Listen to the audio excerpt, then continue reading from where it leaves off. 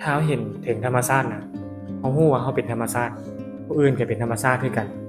อืมแต่ว่าธรรมชาติของแต่ละคนบ่คือกันอืมคือบางคนเนาะเป็นคนบ่มักเว้าอันนี้ก็ธรรมชาติของคนที่บ่มักเว้าคือคนที่มักเว้าหลายๆเว้าเก่งๆสิหรือว่าก็แล้วแต่เนาะบางคนธรรมชาติแต่ละคนบ่คือกันสิแต่ว่าทุกคนก็สามารถปรับจูนเข้าหากันได้โอ้ล้มสนทนาหรือว่าเข้าร่วมสังคมกันได้โดยที่บ่มีอคติต่อกันจังซี่นะ บางคนเว้าร้ายใส่เราจังซี้เราบ่พอใจแต่ว่าเราต้องศึกษาว่าคนคนนั้นน่ะมีธรรมชาติของเขาเจ้าอยู่แล้วคือเขาเจ้าเป็นคนที่มักเว้าร้ายแม่นบ่ซึ่งคำเว้าร้ายของเขาเจ้าเราบ่ควรที่จะมีอคติกับเขาเจ้าได้เพราะว่าหยังธรรมชาติของแต่ละคนมันบ่คือกันคือจะให้เขาเจ้ามาเป็นคือเรา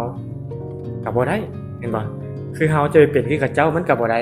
อืมทุกคนมีธรรมชาติที่แตกต่างกัน ต้องเข้าใจธรรมชาติของแต่ละคนเขาจึงจะอยู่ร่วมกันได้จังซี่อืมเป็นคือแบบว่าสร้างว่าเอ่ยน่ะมักพิจารณาโดยการเขียนเนาะเออแต่มื้อเช้านี่พิจารณาเรื่องนี้เลยธรรมศาสตร์ของคนมันต่างกันมันอิงตามเหตุและปัจจัย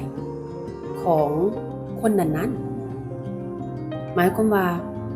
เขาถูกเลี้ยงดูแบบใดสภาพแวดล้อมที่เขาเกิดขึ้นมาแบบใดและการประสบการณ์ชีวิตของเขาอะนะสอนเขาแนวใดบวกกับความสัมพันธ์ของเขาแต่ละกับบุคคลอื่นๆน่ะมันเฮ็ดให้เขาเป็นแบบนั้นแต่คันเว้าในภาษาธรรมกรรมสัตว์โลกเป็นไปตามกรรม